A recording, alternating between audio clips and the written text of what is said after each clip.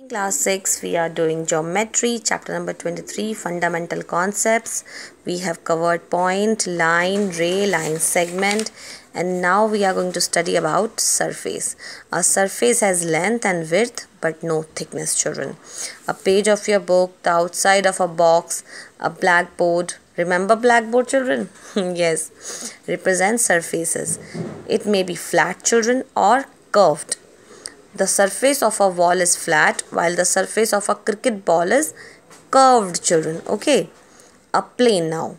It is a flat surface only. A plane has length, width but no thickness. What it is? It is a flat surface. A page of your book again, the surface of a wall are some examples of plane. A plane is a surface, children, that extends indefinitely in all directions.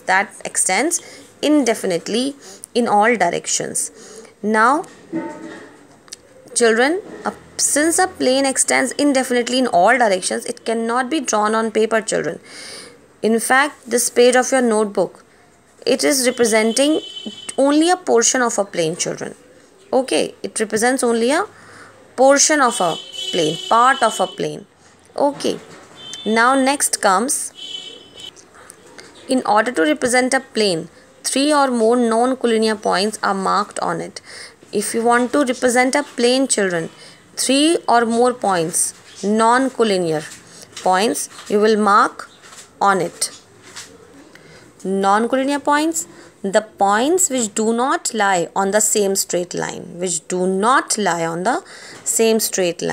Okay, class. Now let's read properties of a plane. An unlimited number of lines can be drawn through each point of the plane. With this we have done now that from single point you can draw, on a single point you can draw any number of lines. Similarly, he is telling us here also that from each point of the plane infinite number of lines can be drawn. Okay. Also, through any 2 points on a plane, one and only one line can be drawn, and through any 2 points only one line can be drawn. Now next comes parallel lines. 2 straight lines are said to be parallel to each other if they lie in the same plane and do not meet even when produced up to any extent on either side. These are your parallel lines, children, like a railway track. Can you see? Which do not meet even when produced up to any extent, children, whether this side or that side, but they don't meet at all. And the line AB is parallel to CD is symbolically represented like this. You will represent it like this. Please see it carefully. Yes. Now intersecting lines. If 2 lines in the same plane are not parallel to each other, they are called intersecting lines. Now they are not parallel, so they are your intersecting lines. And one more thing, the figure given above shows 2 lines AB and CD that are not parallel. Such lines either intersect at O or will intersect at point at O if extended. Now these lines AB and CD, they are not parallel and they are intersecting each other at a point, and if not even intersecting, they will intersect if extended. If you will extend them this way or that way, they are going to intersect at some point. They are going to meet at some point. Okay, class. Now the distance between 2 parallel lines is always the same, whereas the distance between 2 non-parallel lines keeps changing. Now the distance between these 2 lines is always same, children. 2 different lines in a plane are either parallel or they intersect at only one point. Now in a plane, 2 different lines are there. Now either they are parallel or they intersect at only one point.